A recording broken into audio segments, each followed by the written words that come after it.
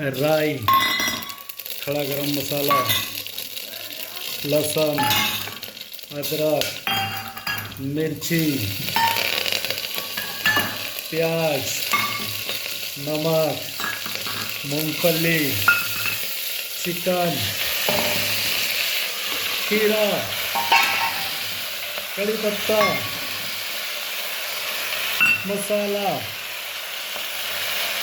आखिरी में है टमाटो सॉस, आखिरी में पास्ता। मिक्स नाइसली, ऐड नींबू का रस, ऐड वाटर।